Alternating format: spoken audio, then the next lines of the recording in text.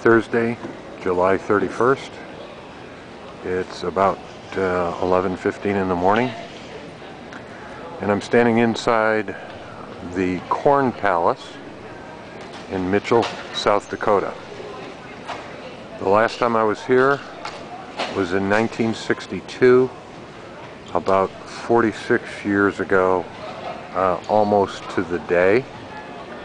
I was 14 years old, traveling with the Boy Scouts on a 6-week, I can't remember now if it was, but about 6-week trip across America, leaving from upstate New York, with the intended destination of Cimarron, New Mexico, where we would spend 2 weeks hiking and camping in the mountains of New Mexico.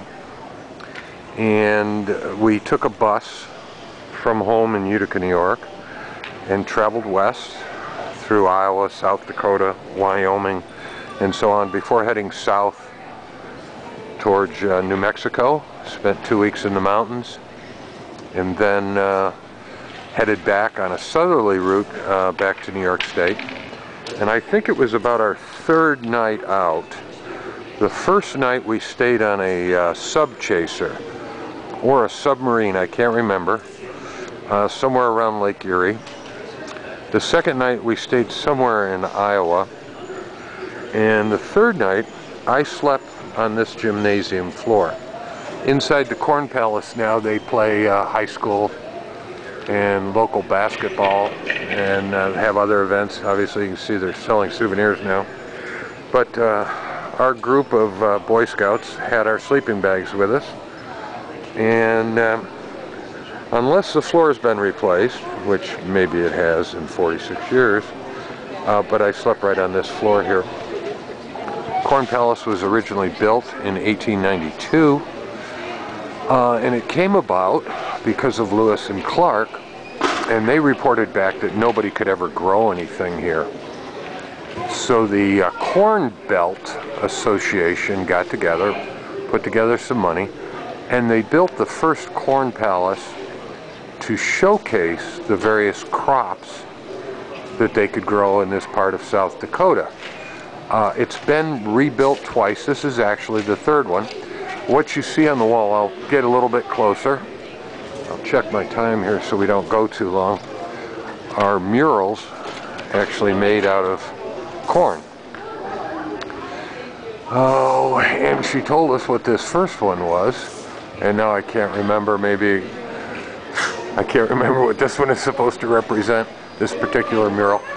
This one over here represents the pheasant hunting and the bird hunting that is so prevalent and popular in South Dakota. This one, of course, over here represents the Black Hills and Mount Rushmore. This is, as she described, the white man meeting the Native American. Let me swing around and maybe we can do this on the same film. This is what it looks like from the outside. Now that's about the time that I was here. That looks like a 58 Chevy parked in front, and I want to say, I'll get closer, somebody's going to have to tell me, but that's a Ford Galaxy, probably a Fairlane. That's a Chevy wagon, and that might be about right around 60. So this is what it would. In fact, I'm looking at the top of it. It says 1968, and I was there in '62. So that's about 6 years after I was here. I guess the cars are a little bit older. And but let's walk over to the other side. You can see there's murals all along here, made out of corn. Let me see if I can quickly get over to the other side before getting too long and making this too long. This represents the first drop of milk from a buffalo, from which sprang the first ear of corn. This was Christian brother blessing the Badlands, and over here is Native Americans and white men smoking the peace pipe. Eric, over here. I'll stop this one so it doesn't go too long and then take up later on outside. But anyway, it's been a long time, 46 years. Come on, Eric.